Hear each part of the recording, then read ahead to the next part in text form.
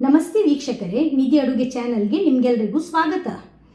Dosa, chapati, ghee rice ಹಾಗೂ ಊಟಕ್ಕೆ ಒಂದು ಹೆಲ್ದಿಯಾದ ಹಾಗೂ ಅಷ್ಟೇ ಟೇಸ್ಟಿಯಾದ ಕಾಂಬಿನೇಷನ್ ಆಗುವಂತಹ ರೆಸಿಪಿ ಜೊತೆಗೆ ಇವತ್ತು ಬಂದಿದ್ದೇನೆ. ಮಕ್ಕಾನ ಅಥವಾ ಲೋಟಸ್ ಸೀಡನ್ನು ಬಳಸಿ ತುಂಬ ರುಚಿಯಾದ ಬಟರ್ ಮಸಾಲವನ್ನು ಇವತ್ತು ಮಾಡೋಣ. ರುಚಿಯ ಜೊತೆಗೆ ಇದು ಆರೋಗ್ಯಕರ. ಇದು ಹೃದಯದ ಆರೋಗ್ಯಕ್ಕೆ, ದೇಹದ ಸಕ್ಕರೆ ಅಂಶ ನಿಯಂತ್ರಿಸಲು, ದೇಹದ ತೂಕ ಪ್ರಮಾಣ ಸರಿಪಡಿಸಲು, ಜೊತೆಗೆ ಇದರಲ್ಲಿ ಕ್ಯಾಲ್ಸಿಯಂ, ಫೈಬರ್ ಯಥೇಚ್ಛವಾಗಿರುವುದರಿಂದ ಮೂಳೆ ದೃಢಗೊಳಿಸಲು ಕೂಡ ತುಂಬ ಉಪಯುಕ್ತ. ಇಂತಹ ಉಪಯುಕ್ತವಾದ ಈ ಮಕ್ಕಾನ ಬಳಸಿ ಟೇಸ್ಟಿಯಾದ ರೆಸಿಪಿ ಒಂದ್ಸಲ ಮಾಡಿದರೆ ಖಂಡಿತ ನೀವು ಮತ್ತೆ ಮತ್ತೆ ಮಾಡ್ತೀರಾ, ಅಷ್ಟು ಯಮ್ಮಿ ಆಗಿರ್ತದೆ. ಬನ್ನಿ ಸ್ನೇಹಿತರೆ, ಹೇಗೆ ಮಾಡೋದಂತ ನೋಡೋಣ. ಇಲ್ಲಿ 1 ಕಪ್ಪಷ್ಟು ತಾವರೆ ಬೀಜ ಹಾಗೂ ಅಷ್ಟೇ ಪ್ರಮಾಣದ ಸ್ವೀಟ್ ಕಾರ್ನನ್ನು ಈ ರೆಸಿಪಿಗೆ ಬಳಸ್ತಾ ಇದ್ದೇನೆ. ಈ ಮಕ್ಕಾನ ಒಂದು 5 ನಿಮಿಷ ಡ್ರೈ ರೋಸ್ಟ್ ಮಾಡಿ ಒಂದು ಪ್ಲೇಟಲ್ಲಿ ಇಟ್ಟಿದ್ದೇನೆ. ಈ ಸ್ವೀಟ್ ಕಾರ್ನಿಗೆ ಸ್ವಲ್ಪವೇ ನೀರು ಸೇರಿಸಿ ಕುಕ್ಕರಲ್ಲಿ 2 ಸೀಟಿ ತೆಗೆದಿಟ್ಟಿದ್ದೇನೆ. ಮೊದಲಿಗೆ ಇದಕ್ಕೆ ಕೆಲವು ಇಂಗ್ರೀಡಿಯೆಂಟ್ಸನ್ನು ಗ್ರೈಂಡ್ ಮಾಡಲಿಕ್ಕಿದೆ. ಇಲ್ಲಿ ಒಂದು 2 ನೀರುಳ್ಳಿ ಹಾಗೂ ಒಂದು 2 ಟೊಮೆಟೊ, ಇವೆರಡನ್ನು ರಫಾಗಿ ತುಂಡು ಮಾಡಿಟ್ಟಿದ್ದೇನೆ. 5 ಗೇರು ಬೀಜ, ಒಂದು 10 ಸಿಪ್ಪೆ ತೆಗೆದ ಬಾದಾಮಿ, 10 ಬೆಳ್ಳುಳ್ಳಿ ಬೀಜ, 1 ಇಂಚು ಶುಂಠಿ, 3 ಬ್ಯಾಡಗಿ ಮೆಣಸು ಹಾಗೂ 1 ಸ್ಪೂನಷ್ಟು ಸೋಂಪು ಕಾಳು, ಇವಿಷ್ಟನ್ನು ಇಲ್ಲಿ ತೆಗೆದುಕೊಂಡಿದ್ದೇನೆ. ಇವೆಲ್ಲವನ್ನು ಮಿಕ್ಸಿ ಜಾರಿಗೆ ಸೇರಿಸುವ. ಅಗತ್ಯಕ್ಕೆ ಬೇಕಾದಷ್ಟು ನೀರನ್ನು ಸೇರಿಸಿ ಫೈನಾಗಿ ರುಬ್ಬಬೇಕು. ಮಸಾಲೆ ರುಬ್ಬಿದ್ದು ಆಗಿದೆ. ಈ ರೀತಿ ಫೈನಾಗಿ ಪೇಸ್ಟ್ ಮಾಡಿದ್ದೇನೆ. ನೆಕ್ಸ್ಟ್ ನೋಡಿ, ಕಡಾಯಿಯಲ್ಲಿ 2 ಸ್ಪೂನಷ್ಟು ತುಪ್ಪವನ್ನು ಸೇರಿಸುವ ಹಾಗೂ 1.5 ಸ್ಪೂನಷ್ಟು ಬೆಣ್ಣೆಯನ್ನು ಸಹ ಸೇರಿಸಬೇಕು. ಇಲ್ಲಿ ಇದು ಮೆಲ್ಟಾಗಿ ಬಿಸಿಯಾಗುವಾಗ ಇದರಲ್ಲಿ 2 ಪಲಾವ್ ಎಲೆಯನ್ನು ಸೇರಿಸಬೇಕು ಹಾಗೂ ಒಂದು ಅರ್ಧ ಸ್ಪೂನಷ್ಟು ಜೀರಿಗೆಯನ್ನು ಸೇರಿಸಿ ಹುರ್ಕೊಳ್ಳುವ. ಜೀರಿಗೆ ನೋಡಿ ಇಲ್ಲಿ ಸಿಡಿಯಲು ಪ್ರಾರಂಭವಾಗಿದೆ.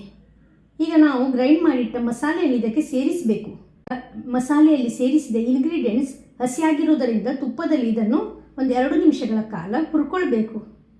ಇದಕ್ಕೀಗ ಒಂದು 1/4 ಸ್ಪೂನಷ್ಟು ಅರಶಿನ ಹುಡಿ, ಒಂದು ಅರ್ಧ ಸ್ಪೂನಷ್ಟು ಅಚ್ಚ ಖಾರದ ಹುಡಿ, 1 ಸ್ಪೂನಷ್ಟು ಕೊತ್ತಂಬರಿ ಹುಡಿಯನ್ನು ಸೇರಿಸಬೇಕು. ಮಿಕ್ಸ್ ಮಾಡುವ.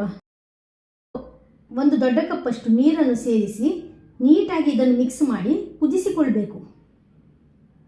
ಇದಕ್ಕೀಗ ಇಲ್ಲಿ ಕುದಿ ಬರಲು ಪ್ರಾರಂಭವಾಗಿದೆ. ರುಚಿಗೆ ಉಪ್ಪನ್ನು ಸಹ ಸೇರಿಸುವ. ಇದರಲ್ಲಿ ನಾವು ಆಗಲೇ ಹುರಿದಿಟ್ಟ ಮಕ್ಕಾನವನ್ನು ಸೇರಿಸುವ. ಜೊತೆಗೆ ಬೇಯಿಸಿದ ಸ್ವೀಟ್ ಕಾರ್ನನ್ನು ಸಹ ಸೇರಿಸಬೇಕು.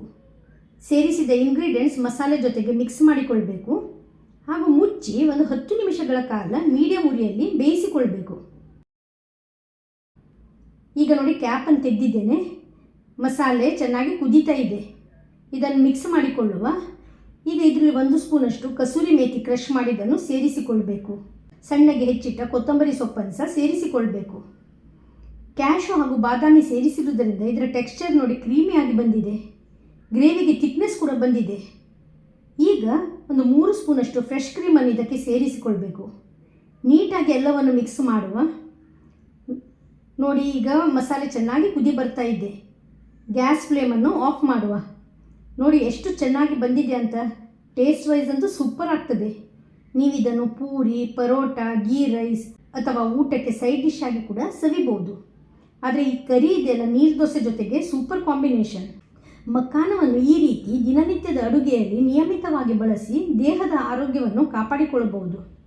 ಟ್ರೈ ಮಾಡಿ. ರೆಸಿಪಿ ಹೇಗಾಗಿದೆ ಅಂತ ಕಮೆಂಟ್ ಸೆಕ್ಷನಲ್ಲಿ ತಿಳಿಸಿ. ಇಷ್ಟವಾದರೆ ನೀವು ಟ್ರೈ ಮಾಡಿ ಮನೆ ಮಂದಿ ಜೊತೆಗೆ ಸವಿಯಿರಿ. ವಿಡಿಯೋಕ್ಕೆ ಲೈಕ್ ಕೊಡುವುದರ ಜೊತೆಗೆ ಸಬ್ಸ್ಕ್ರೈಬ್ ಮಾಡುವುದನ್ನು ದಯವಿಟ್ಟು ಮರಿಬೇಡಿ. ಧನ್ಯವಾದಗಳು.